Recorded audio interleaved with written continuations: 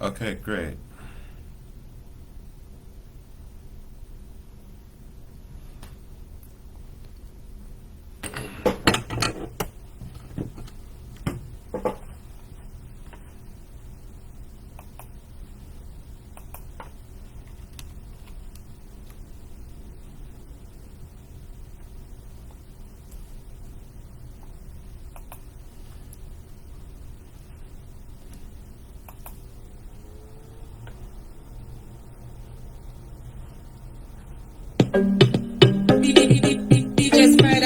DJ run it again.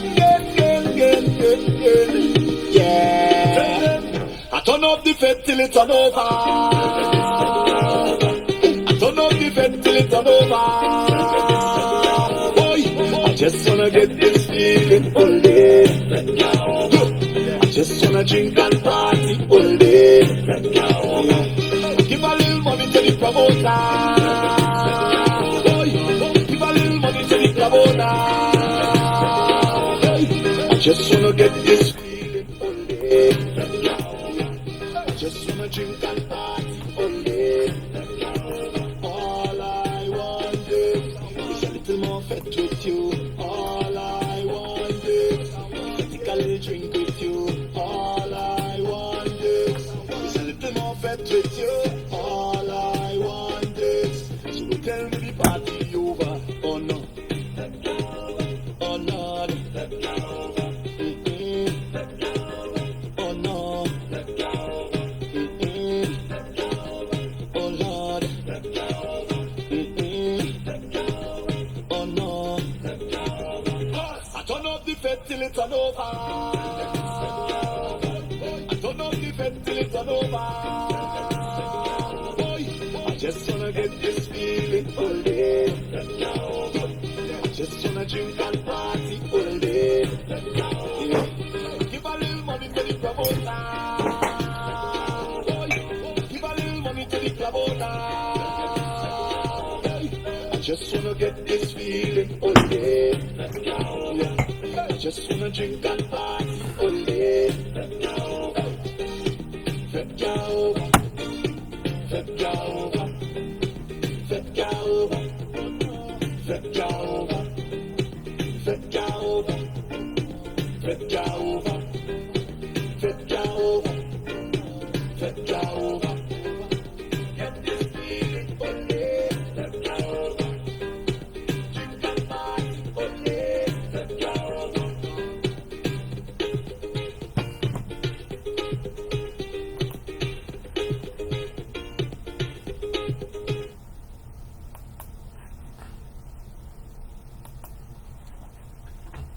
Hi, everyone's signing in slowly. We're gonna start at 5 past. So I'm Kei Miller, and I look forward to reading for you in a little bit. Just gonna listen to music until we begin.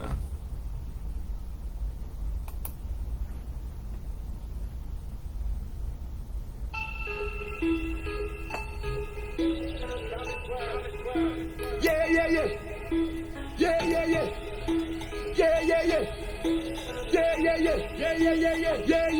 Boom. Girl, your bumper making a zigzag. And yeah, tie up with a big flag. Oh, you always looking so sexy. Girl, you're making me want to play mass. Like you're coming here with your whole team. Oh, you're barely fitting the one car. Girl, you're back your waist like a curly. And I can't fit to jam on your bumper. I done jumped already, but I am not ready. I don't want to go home. I'm not reaching the party, and I want to get sweaty. I don't want to go home. Tell the police to make a sing. Tell them, go down in the bar. Let we party in the bar. Let we party how we want. Sing. Tell them, go down in the bar. Wind up for your one. Set up for your one. Girl, you're taking me on a journey. Like we playing Marcel on Stripe. And I'm gonna find you so early. Cause it's the way up in the best time. Well, when you put your body against me, yeah.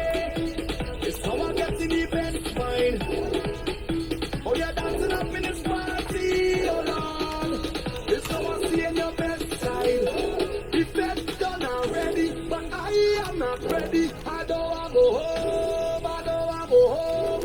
I'm not reaching the party, and I want to get ready. I don't want to go home. I don't want to go home. Tell the police to make a sing. So tell them go down in the bar. Let we party in the bar. Let we party how we want. Sing, son, tell them go down in the bar. Wind up how you want. Fret up, tell the police to make a sing. Son, tell them go down in the bar. Let we party in the bar. Let we party how we want. Sing, son, tell them go down in the bar. Wind up how you want. Fret up how you want. Yeah, how we want. Yeah, down in the bar. Yeah, in the bar. Yeah, how we want. Yeah, down in the bar. Yeah, how you want.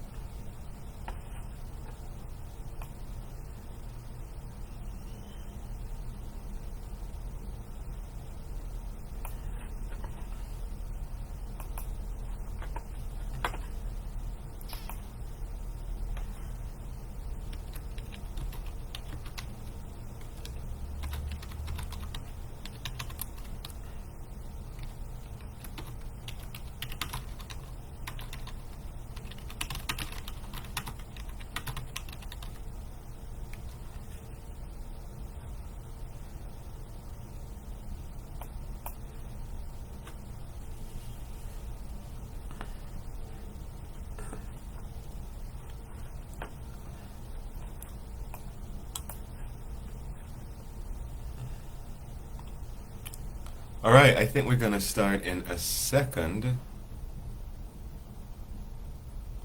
Let me just make sure that I have everything I need.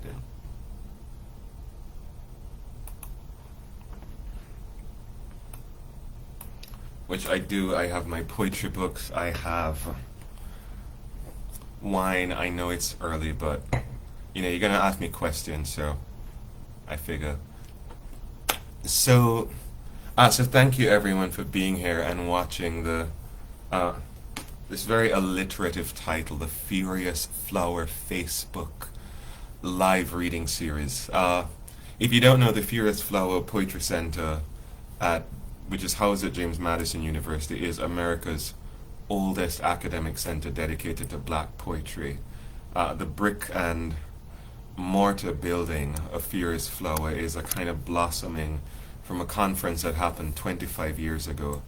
And since then, Furious Flower programs have reached just literally thousands of poets and educators and students, poetry lovers around the world. Furious Flower continues to make real impact on literary communities, both local, regional, national, international. And they do this by creating platforms for black poets like myself to encounter our readers, and for readers and writers like you to experience and engage with black literary culture in new and exciting ways. So I am Kei Miller. I'm in Miami right now. I used to be in the UK for the longest while. And yeah, I just moved here like 3 months ago, so that's where I'm beaming from. I've written a bunch of books, probably too many to count, because I write across a range of genres, from poetry to short fiction to long fiction to essays. This is actually my new book. It's called Things I Have Withheld, which is a collection of essays. Which, you know, this, I know we're promoting poetry, but it's my new book, so you should get that one. And yeah. So I'm going to read probably mainly from my last collection of poetry, which is this one right here. It's called In Nearby Bushes. And yeah, that looks awkward because a fork is sticking out of it, because that's my bookmark. So let's get to it. So I'll read mainly from the new section, from the first section of the book, which is called Here, and all the poems simply begin with that word here, as I try to establish just place and what it means to be in this spot.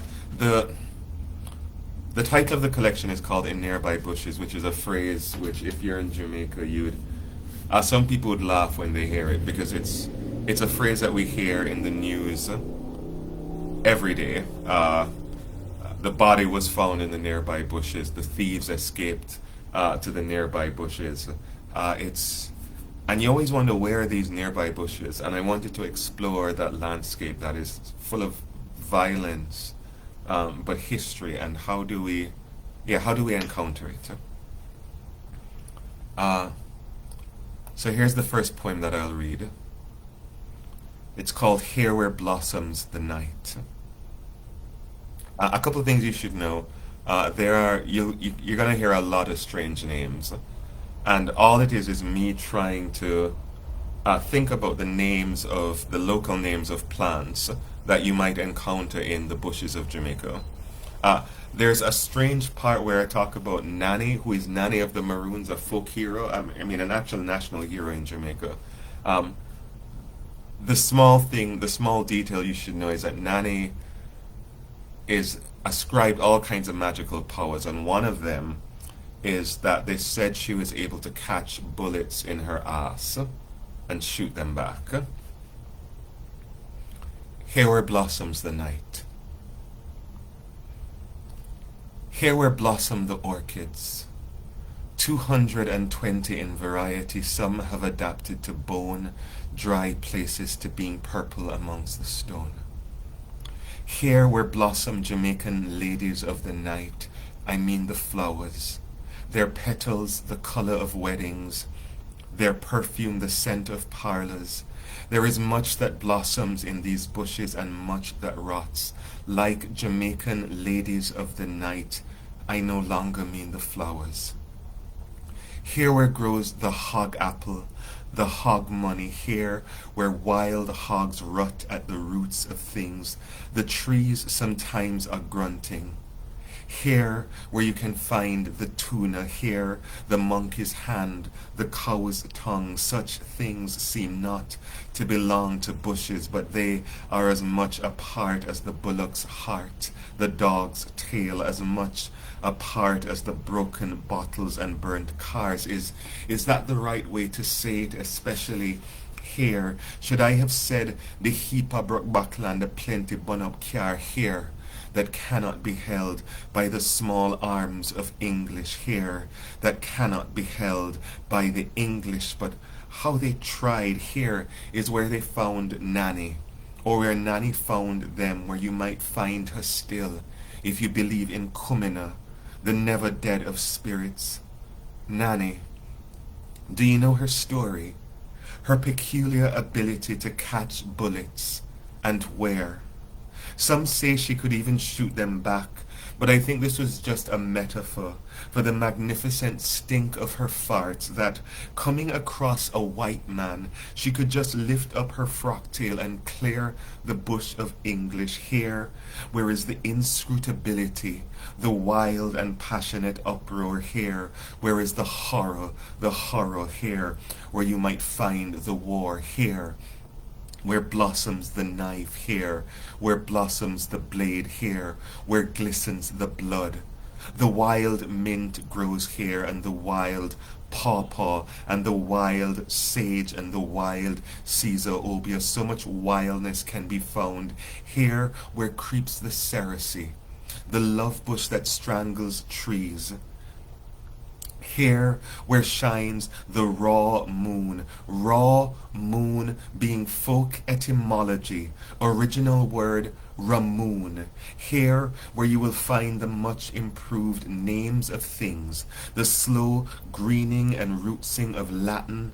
Semen contra becomes semi-contract. Semper vivum becomes simple Bible, becomes simple Bible. Let the trees say amen. Here where blossoms the ginger, here where blossoms the danger, here where you must pray against the loud bark of cedar. Seek God in the orchids, ask help of archangels, though here archangels are only flowers.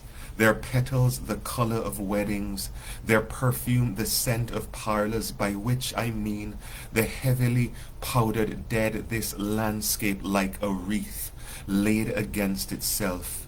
Here where blossoms the natto, here where blossoms the nettle, here where blossoms the night. So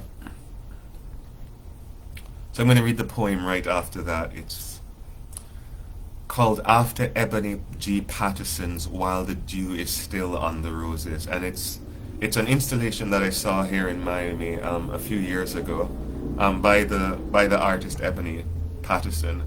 And I think she was trying to, it was such a beautiful exhibit, but when you look beyond the lushness of the garden she was trying to create, there were always bodies hidden beneath it. And I think she was thinking about how the black body often becomes a spectacle on the news. So the poem, it almost just describes what I was seeing in that installation by Ebony Patterson. So, after Ebony G. Patterson's While the Dew is Still on the Roses. Here where are the bodies spectacularly jeweled, and the bodies spectacularly jeweled, observe them, each one a catalogue of fine sewing, back tack, cross stitch, tent stitch, made by women with hands as sure as surgeons. Here where are the hairpins, they glitter like dew on the roses.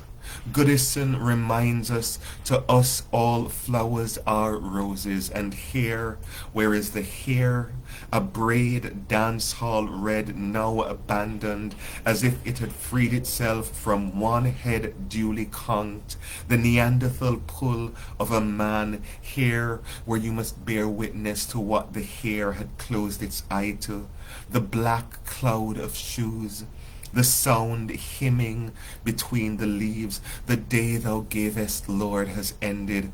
The night, the darkness falls at thy behest. Here that is not holy ground, but just a hole in the ground, the funereal mound. Here that pulls the tears back into the soft bodies of boys, and observe them, their soft and spectacular bodies, their spectacular bodices, the spectacular corsets, the spectacular corpses. I want so much to say this, that our bodies are spectacular, and not the harder truth, that our bodies are spectacles, or deaths blossom like roses in the dark garden behind the house.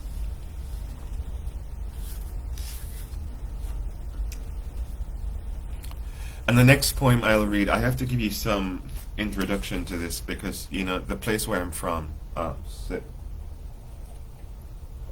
Jamaica, can be such a remarkable place, just full of unbelievable things.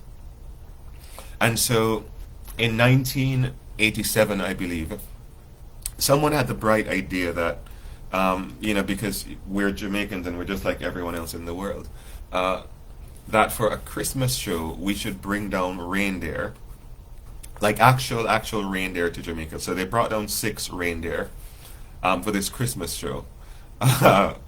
Like, who does that in a Caribbean island? And they had the Christmas show, and there was nothing to do with the reindeer after. So they were transported to a petting zoo. And in September of the next year, 1988, a Hurricane Gilbert, came, and it you know, ravaged Jamaica. But what it also did was that it blew down the fences where these reindeer were being kept, and the 6 reindeer ran into the mountains.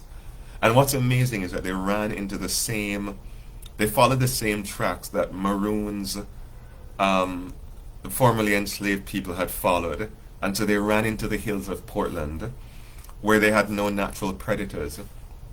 I think a census of the number of reindeer in Jamaica now that started from those 6, they estimate the population of Jamaican reindeer to now stand at about 6,000. So this is a poem about, them. Here where run the wild deer. Here where run the wild deer, the Caribbean caribou. Does this surprise you? Deer without snow, not even the possibility of snow. Here they are like echoes of a long story, the brutal history of this place, which is not to say they are not their own stories, but that they know, as we do, the tightness of ships, and how to lose whole continents, and how to be wary of white men wielding whips, and how to end up here. There is such a thing as the perfect storm. It includes deer in weak cages. It includes an actual storm and deer in weak cages and nearby bushes. How wonderful to escape into hills that have always been escaped. They are the new maroons. At dawn, they descend on quiet hooves to loot from the estates, but maybe that isn't fair. I shouldn't say estates, but farms. On the 7 o'clock news, a man spreads his arms to show the field of ruined carrots. Have mercy, them never God Almighty thing. And then, and then he faces camera, but is looking somewhere beyond the absent harvest, his mind lighting on memory. But Jesus Christ, he breathes, them so pretty.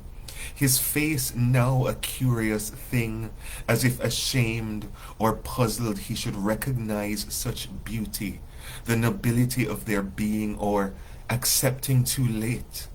This may have been their payment, the price of carrots, to be seen. It is easier to hear the deer whose sounds are like doors on old hinges at nights. Listen, the landscape is creaking, as if these bushes open themselves to drunk men just now stumbling home. Here, where the wild deer roam, here, where dried branches may not be dried branches, but the majesty of antlers, here, where white flowers may not be white flowers, but the blossoming of their tails, the strange warning of deer. We do not see well, but we sense you are here with us in this strange, strange land. Will you come now to the river? Will you teach us King Alpha's song and how to survive Babylon, how to belong where we do not belong?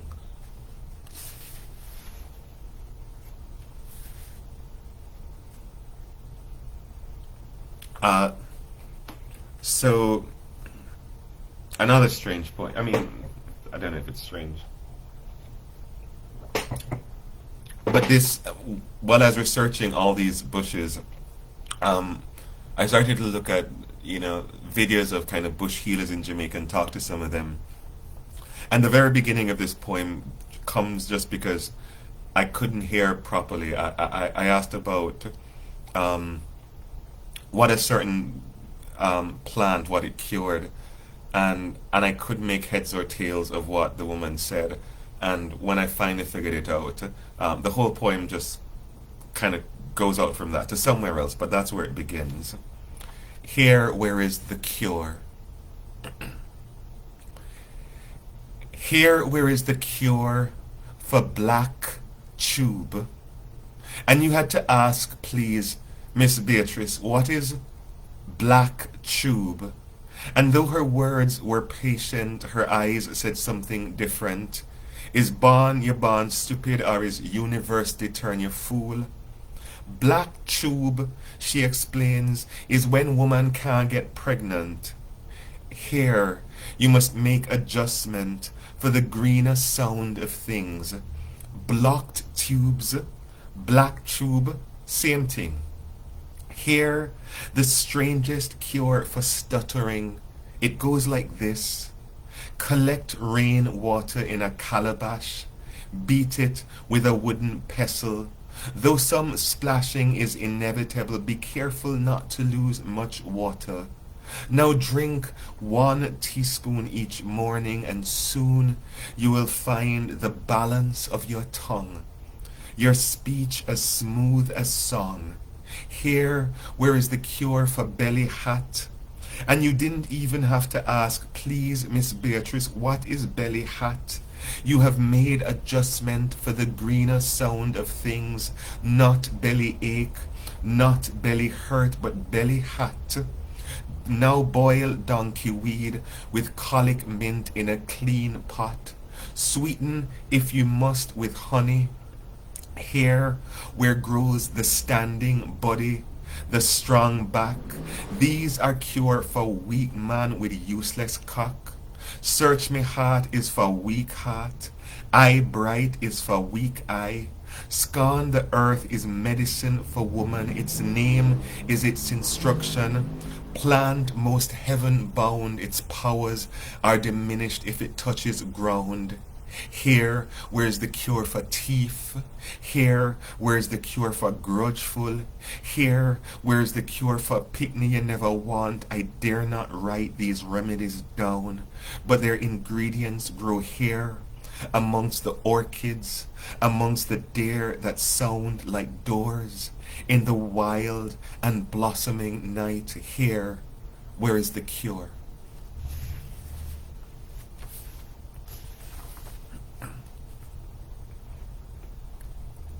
And I'll read the last poem from that section, and I'll just probably read, you know, 2 more poems after that. So this poem comes out of, you know, exactly the situation that we're in now, a Facebook Live. I had a Facebook friend who I'd never met, never interacted with until I wrote this poem, having seen his Facebook Live. I must have accepted his friend request. And so I ended up watching this Facebook Live video that really disturbed me. It was, I think the community he lived in had just discovered that he was gay. And he had been forcefully run out of his community, which is a story you used to hear once upon a time very frequently. And I actually didn't know that kind of thing still happened in Jamaica.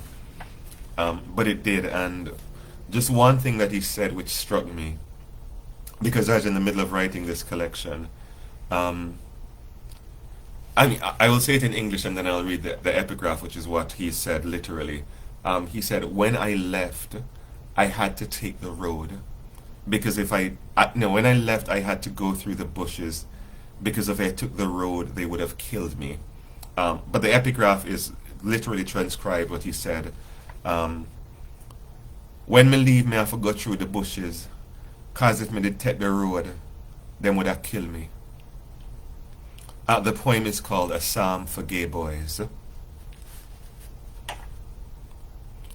Here that is the confession and the truth and the softness amongst the thorns, where the married men roam at night, their trousers unzipped, where we are kissed by the same lips that curse us, where we suck the salt from each other's necks, but only at night, where we hide, where we are never hidden. Where are the shadows being our refuge and strength, a present help on the day of judgment. Where is the judgment? Where is no judgment? Where is the escape, but only at night, when the married men chase us and curse us with the same lips, where we run to, where we stop running, where men hang their jackets in trees, where the moon reveals the shapes of shoulders floating, like Scott's apostrophe to pain, a landscape of strange lynchings. Where is the sobbing? Where is the eyeing? Where we trace our fingers against each other's bare and trembling backs, where we kneel, where our mouths are full of things harder than prayers, Where is the away from home, and the way home, and the roadway in the wilderness, and the way where there was no way, where we come to again and again and again? Here, that is the limbered land, a place between places, the ends of the earth. Here, that is the hear my cry, O Lord, my God, attend now to my prayer.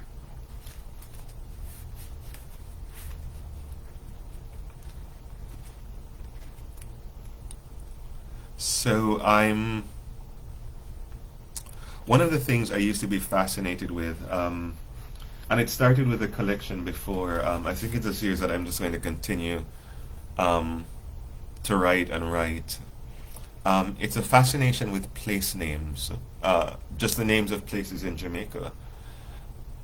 And why I think I'm fascinated with them is, I think when you are not allowed to write, when for 400 years you can't write your own history, I think people inscribe history in different ways, and sometimes it's just by the name of a place.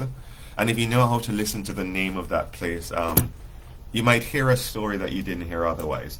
So I think I'm going to actually read one of the place name poems from the Cartographer, just so you have a sense of what I'm doing and what I'm talking about. So this is a place in Jamaica called Shotover, Shotover, Shotover. And if you go to Shotover in Jamaica, you will hear a certain you will hear a story. They'll tell you a story of what it meant, and it's not at all the real story. Anyway, the poem tells you all of it. Place name Shotover, so named because my people, little acquainted with French, could make no sense of chateau vert. And talk truth, Mr. Buckra, that was too stush a name for your house, green and fresh, you said. No, it did just mildew and old. A house which, like yourself, has since returned to the fold of Portland's earth. But oh, Mr. Buckra, if through the muffle of mud you should hear us traipsing on your ground, one of us asking how it come about the name, you will discover that when victims live long enough, they get their say in history. Well, sir, and old man answers, in them there Buckra days, Bucky Master had was to catch back the runaway slaves, so him would draw for him long musket and bust gunshot over there and gunshot over there, shot this a fly, pashai all about the place, and so comes we get the name. So this last poem that I'll read for you is another place name poem in the new collection. It's called Place Name Araca, Bessa. And it's a poem that I was commissioned to write. So I told you that I was living in the UK and England for the longest time. And Buckingham Palace put on this exhibition where they took out a lot of the Queen's gold and they put it on display. And they wanted a poet to respond to this display of royal gold. And for some very strange reason, they asked me to write that poem. Which, in my defense, I think you should have known what you're about to get if you ask a poet of my kind of politics to respond to the display of gold at Buckingham Palace. But honestly, I didn't realize how political the poem was until I read it in Buckingham Palace. And my phone started to beep because people were saying, I can't believe Kai is reading that in Buckingham Palace. The poem is called Place Name Araca, Bessa. Araca, Bessa being, a place in Jamaica. And it's the last poem I'll read. So thank you so much for just, offering me your Friday midday to listen to some poems. Place name Araca, Bessa. Origins disputed, but most likely leave over from the Spanish Araca, golden head. Though what gold was here other than light glinting off the bay, other than bananas bursting out from red flowers, though this too is disputed, not the flowers, but the origin of bananas. They may have come here with Columbus on a ship, which in 1502 slipped into Araca, Bessa, the way grief sometimes slips into a room. In those days, the sailor tried to name the island Santiago, as if not knowing we already had a name in another language, a language whose speakers would soon all die, though this too is disputed, not the deaths, but the completeness of genocide. For consider, if you will, such leave-over words as hurricane, consider barbecue, consider Jamaica, land of wood and water, but not of gold. Could someone please go back in time and tell Columbus in Taino there is no word for gold? Christopher Columbus, in Italiano Cristoforo Colombo, in Espanol Cristobal Colón. A teacher once told me Colón is root word for colony. And though I know that was false etymology, there is some truth to it. Araca, Bessa, place where you might find such tranquil villas as Golden Ridge, Golden Clouds, Golden Eye, long-time home of Ian Fleming, who sat there on cliff's edge, the morning's breakfast brought to him by a woman named Doris, the scent of ackee and crisp fried breadfruit wafting up to his nostrils, while between his teeth he bit a number 2 pencil, all the time looking out to sea as if fishing for a story, maybe a man, an incredible man. Let's call him Bond. James Bond. Who knew 007 wasn't actually Scottish, but a barefoot boy from St. Mary, Jamaica? Like so many others, he too migrated, the brutish winter cooling his complexion down to white. Such stories. Goldfinger, Golden Eye, the man with the golden gun. Did you never stop to wonder where all this gold came from? Did you never stop to ask what was found in El Dorado? Well, let me tell you, not a nugget, not an ounce of ore, but light gilding the bay, and perhaps bananas, and perhaps ackee, and such language as could summon wind to capsize Columbus's ships. And if that's not gold, then what is? All right, thank you. That was it for the poems.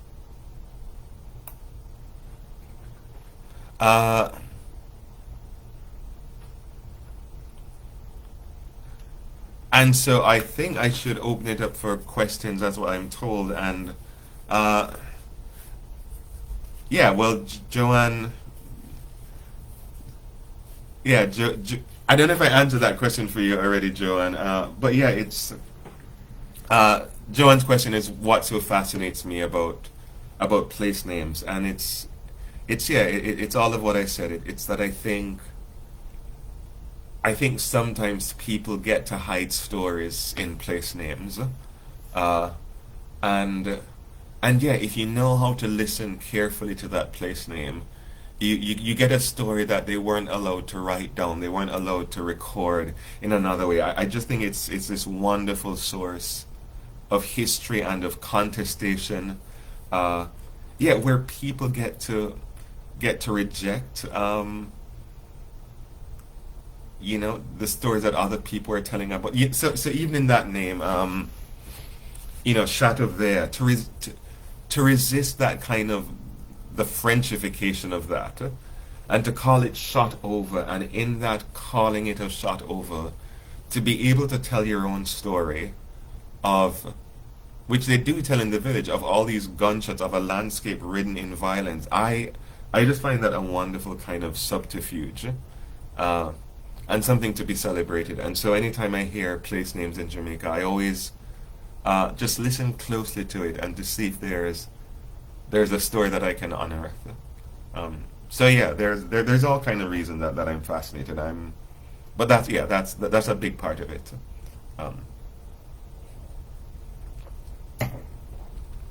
And yeah, so throw me questions, and I am happy to answer uh, for a little while. One of the questions that I got before was just, by the way, how.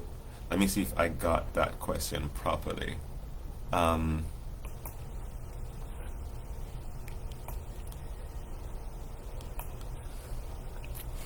how did I first hear about Furious Flower? I think I heard about Furious Flower a lot. See, I keep on tripping. Furious Flower, Facebook. I heard about Furious Flower a long time ago. I'm not even sure how. Probably it's just, you're in the right communities. You're a black poet. These things filter through, so I don't know how I first heard about it. But certainly when Lauren, who I imagine is there somewhere in the background, became a part of it, I became even more aware, and it was just such a delight to be brought in last year to judge the Furious Flower competition. And I think that competition is opening again, by the way, for all of you. Spread the word. Yeah, the deadline should be coming up, or the opening is coming up, I'm sure. You just check the website. They'll tell you. That was one of the great pleasures of the lockdown. I was locked down in the UK for all that time. And yeah, being able to just encounter just this, work that was so tight and lovely and thoughtful, and again, just by black writers really pushing the edges of their craft, that was a delight. December 15th. Thank you, Amisha, for that. So yeah, I highly recommend that competition. Again, it was one of the lifelines for me in lockdown.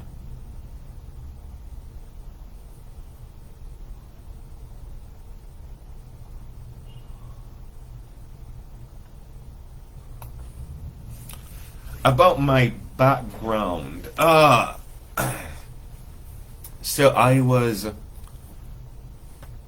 my background seems very not fascinating. And in terms of background, in terms of how it leads to poetry, I'm always suspicious of how writers tell their own stories. I think we love origin stories. So here's one of the origin stories I would tell, and all of this is true. One of my grandfathers in Jamaica was a writer. He was a journalist, and the other was from rural Jamaica, and he was a Pentecostal preacher. And I keep on saying that the two of them, that I think I am the product of my two grandfathers. The problem is that I never met the preacher grandfather, and yet somehow I inherited, I don't know, something of that kind of Pentecostal spirit, which I've always wondered how to use it in poetry. But my background is that I was born in Jamaica, grew up in Jamaica, but I don't think the Jamaica that is exciting. I was born in the suburbs, which is like the suburbs everywhere. In my neighborhood, I remember one of the most exciting thing was when some boys walk in the street, they threw an egg at Mrs. Hendrick's door, and like good middle class people, everyone was like, "Oh my God!" The neighborhood is going to the dogs. What's happening? But yeah, there was. I always wanted to have the kind of grittier Jamaican background that I can boast about, but I didn't. But Jamaica Straight means so many ways. I just think growing up there, having a father who, was from Kingston, which is where I grew up, but also having my mother who was from St. Anne, from rural Jamaica, and being able to move between those two spaces and just listen to how language differed. I think that shaped me in a huge way. Did I steal your bond line, Kimberly? I'm so sorry. What was your bond line?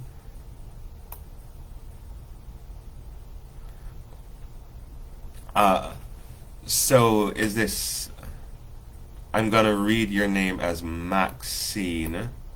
Uh, but you seem to have so much in you bursting to come out. Thank you, and it seems to be coming from way back. Was there any one thing or person that influenced you, or was it perhaps your observations over time, even as a child? Uh, e- hmm. No, I don't think it was any one thing. But okay, let's talk a little bit more about that church influence, because I certainly grew up in church, right? And I think very early on I was beginning to um, I was listening to preachers and listening to just how audiences or how the congregation reacted to a sermon. And I think I was being formed as a poet very early on. I mean, it was such a kind of weird deconstruction. So, for instance, one of the things I realized is that if a preacher attached an unlikely verb to a dissonant noun, then the noun behaved differently, like it never did before. It's all over the Bible. So when the moon bleeds, by attaching bleed to the moon, you make the moon behave differently. When mountains bow down, or when these things happen, I was always fascinated by how you use language to activate things in different ways. And the preachers, they weren't necessarily conscious of that kind of crafting, but I knew that whenever they did something like that, that Sister Sybil behind me would shiver, and she would, get in the spirit, and she would speak in tongues or shout hallelujah. And I and my fascination was not with what was sacred, but what was happening language wise. And so I just think that growing up, a lot of what I was observing was language, and how language worked, and how language moved people. Uh, and so lots of those lessons came from church. I mean, and a lot of it came from reading as well. But yeah, it that's just always been my fascination. How do you stretch language, and how do you let language behave differently and do different things for you? Um, yeah.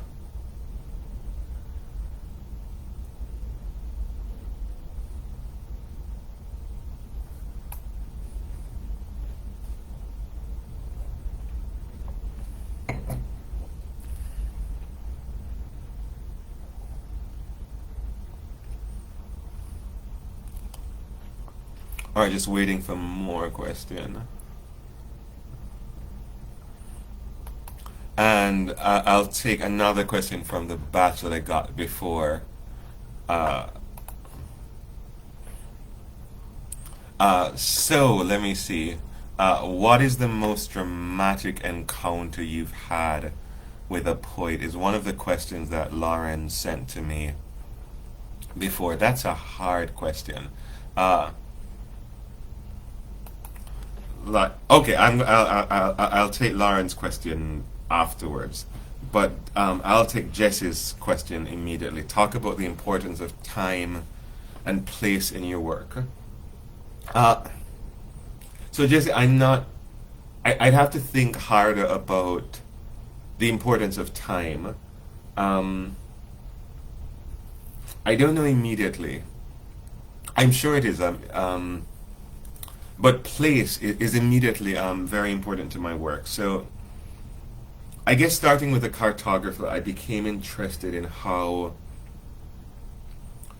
places became places, uh, and that is just an ongoing fascination. So hence my fascination with place names, uh, and I guess how I think about it, I'm kind of switching to kind of social geography theory. But there's this idea that the world is full of spaces. Spaces are everywhere. Everywhere is a space, but not every space is a place. And how does a space become a place? And I think that happens when humans interact with it. When humans encounter space, they do things to it. They give it a story. They give it a name. Um, and sometimes those names are different. Sometimes one person gives this space one name, another person gives it another name. I, I, I think place by its very nature is always violent. Um, Even if there's not human violence, we have to destroy trees. We have to displace wildlife from their natural habitat. There is so much that goes into what makes a place, and how place is always being contested. And I guess if you come from a side of the world that we come from, uh, that lack of imagination, that everywhere is a new this, so you have New York, uh, because, and this is what one of the poems in this book says. You have New York because York isn't enough. You have uh, New New England because England isn't enough. You have New Orleans because Orleans is not enough. And you have the whole new world. It's this way that we keep on. Well, the colonizer kept on repeating names because he had no imagination. He had no way of seeing this new place for what it was, and it had to be an echo of something else. And I guess I just wonder about that. How do we find out what is the place that we live in? How do we think of our place as not just an echo of something else? Uh, and Joanne builds on that. Why Augusttown? So Augusttown is, you might have read in the beginning. Augusttown is my novel, by the way. Again, that starts with a fascination with a place name. Augusttown is named in Jamaica after August morning. It's the day that the enslaved people um, get their freedom, and they march from some of the nearby plantations around that area, and they set up this town, and they name it after the day of their freedom, August Town. Uh, and I'm fascinated by just that history of Augusttown as one of the original free villages in Jamaica, uh, but a place that doesn't always deliver on that promised freedom. And so, that was so Augusttown the novel is probably my longest place name poem, because it absolutely started out by a fascination with it as a place, and it having that name, and how that name is just full of contradictions. And how's the weather in Florida? Isn't it nice being able to wear shorts and sandals all the time? Oh my God, Kimberly, yes, yes, yes, and again, yes. I mean, even I'm finding it's actually quite warm right now. But, I mean, even dipping, I've fallen back into my Jamaican temperament where I just think anything below 75 is cold. And so it was like 73 yesterday in Florida. I just thought that this is too cold for me. I became a snob again.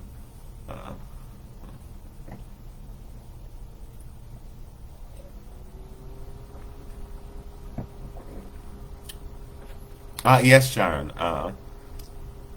Hey, come on. I love guests, by the way. I mean, seriously. One of the.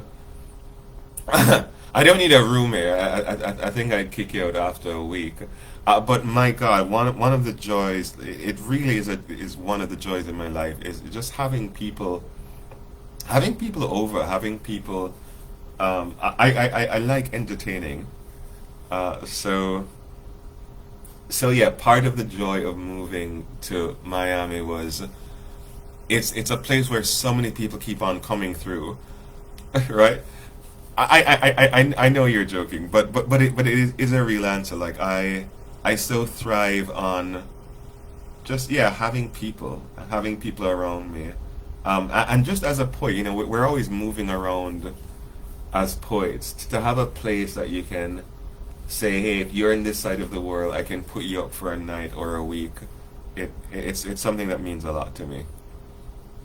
Oh my God, Malika Booker is here, who is one of my my dearest friends. Love you, Malika. Thank you for joining. Uh, how is writing in a warm climate? Because I know that it's getting cold for you right now, I am going to lie and say it's terrible. It's too clammy. I miss being in England with you guys. Uh, yeah. No, it's not true. Malika, it's brilliant. You need to come here soon.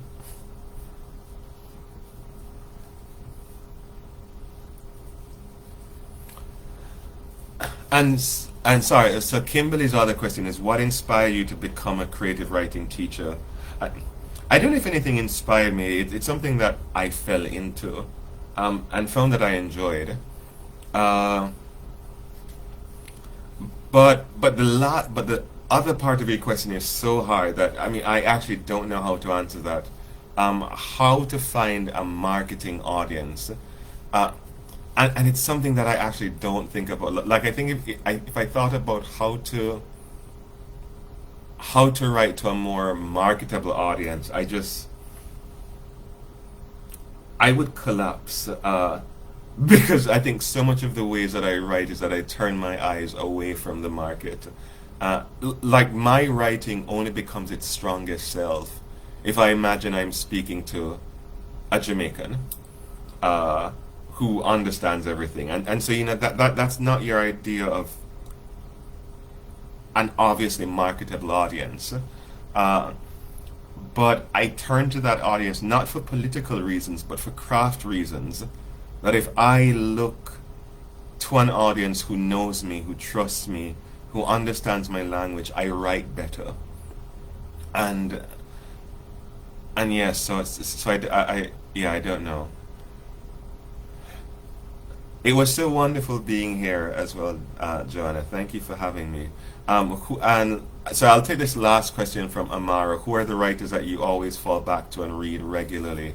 Um, Dion Brand. Dion Brand is the huge obvious answer for me. She is she's the most phenomenal, the most brilliant, the most astute.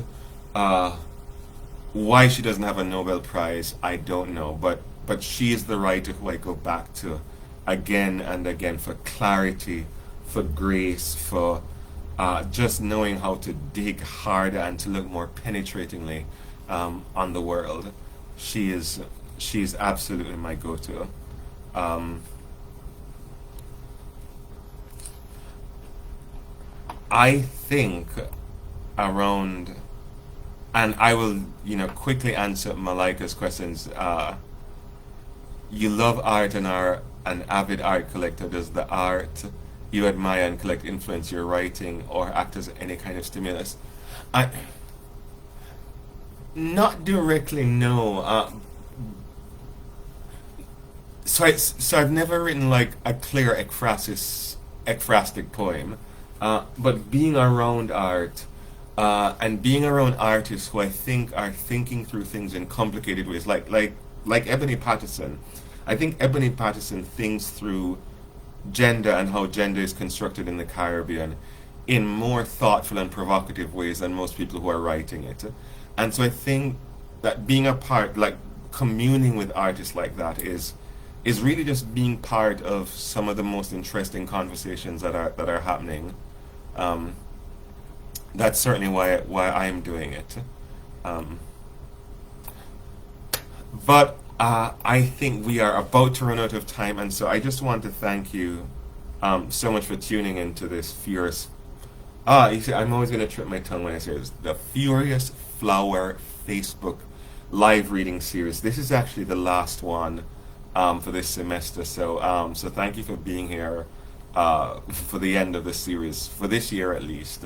And uh, Furious Flower is hoping that we can go back to live readings, and live events next year. But however you can get information on other upcoming programs and events, please do that. You can do it by following Furious Flower on social media, by visiting their website, which is at www.jmu.edu/Furious Flower. remember about the competition. Spread the word about it. Thank you so much for joining me, and stay safe out there. Thank you, guys.